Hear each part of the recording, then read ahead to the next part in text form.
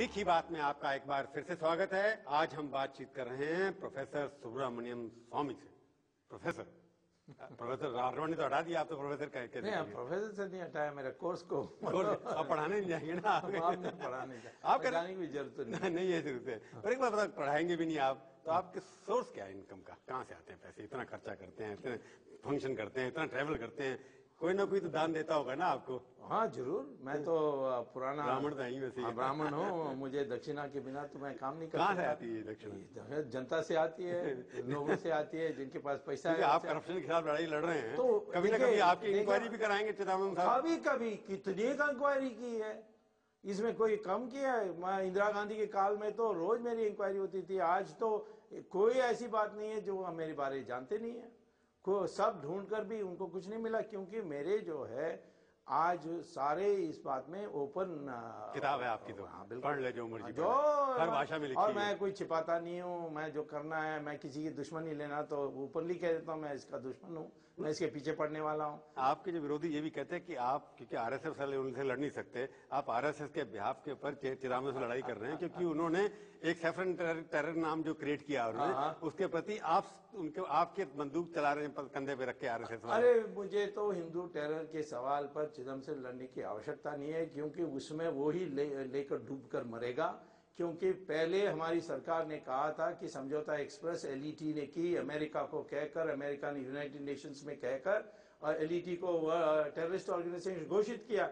अब वो बदल गए, अब फंस गए। और मैं कहता हूं कि आज सीबीआई और महाराष्ट्र पुलिस सब रो रहे हैं, क्योंकि उनके पास कोई सबूत ही नहीं है। ये सब बाहर आ जाएंगे। आरएसएस के समर्थक तो आप हैं ना? आरएसएस के साथ मैं तो शुरू से रहा हूं। मैं जब आया, मैं किसी पार्टी में जा सकता था, हार्वर्ड से आया, उस समय मैं जनसंघ में बना। तो ये तो मैं तो इतना मेरा दिमाग साफ है कि जिस देश में एकता पैदा करने के लिए आरएसएस जैसे संगठन का मदद की आवश्यकता है। पर आरएसएस पिछले कुछ सालों से सुनने में आया कि आप बीजेपी में घुसने की कोशिश कर रहे हैं। मैं कैसे घुस? लोग बीजेपी के लीडर कहते हैं कि स्वामी आना चाहते हैं, हम नहीं लेकर रोक के बैठे। अरे वो तो उनको शर्म आना चाहिए। एक तरफ कहते हैं हिंदू आपका कोई फॉलोइंग नहीं है ना कहीं? वो कहते हैं कि जो लोग कहते हैं उनके पास फॉलोइंग है। पर आप बीजेपी में जाना चाहते हैं? वैसे देखिए, मैं पुराना जनसंघी हूँ। यदि बीजेपी इस रास्ते पर आ जाए कि हम हिंदुत्व को महत्व देंगे, तो मैं निश्चित तौर पर बीजेपी में शामिल होना चाहता हूं। क्योंकि हम क्यों विभाजन करें वोट की? हमें इकट्ठा होनी चाहिए। तो आप एनडीए में जाएंगे क्या? बीजेपी में नहीं जाएंगे? एनडीए के मेरा अभी सगाई हो गई है, शादी नहीं हुई है। जब डोमेस्टिक पॉलिटिक्स देखते हैं, आपके सारे साथी जो है सारे पुराने जनसंघी हैं, आरएसएस के लोग हैं, और अन्ना के खिलाफ आपके लोग कुछ बोलते हैं कि आप अन्ना से सहमत नहीं है, करप्शन के खिलाफ वो भी लड़ रहा है। अन्ना के खिलाफ आपकी जो एक्शन कमेटी है फाइट अगेंस्ट करप्शन, हाँ एक्शन कमेटी, हम लोग कहते हैं कि अन्ना से हमें इतना डिफरेंस है कि हम समझते हैं कि आज के विधि व्यवस्था में हम रिजल्ट दिला सकते हैं, हमने दिलाया है। परंतु हमारे तो अन्ना से नहीं है। हम तो अन्ना को उस समय से जानते हैं जब बॉम्बे का मैं 2 बार लोकसभा का एमपी था। वो तो इतने ईमानदार व्यक्ति हैं, उनको तो कभी भी हम सम्मान करते हैं।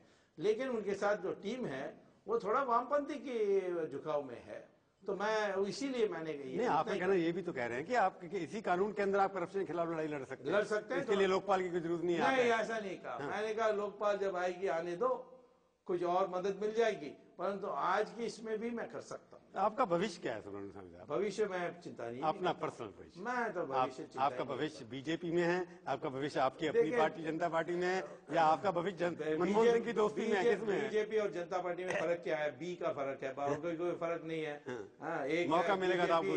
नहीं, मैं पहले ही था साथ इनके साथ। अभी तो आपका भविष्य तो बीजेपी के साथ ही है। मेरी भविष्य हिंदुत्व शक्तियों के साथ है, क्योंकि इस देश आप हिंदूवादी हैं।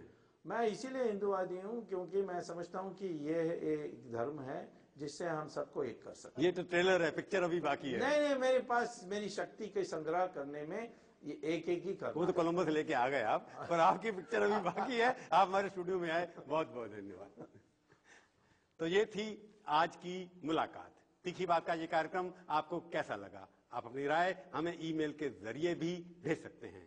अगले हफ्ते आएगी बारी किसी और हस्ती की, और उसे हम करेंगे तीखी बात इसी चैनल पर, इसी समय। तब तक के लिए प्रभु चावला का नमस्कार।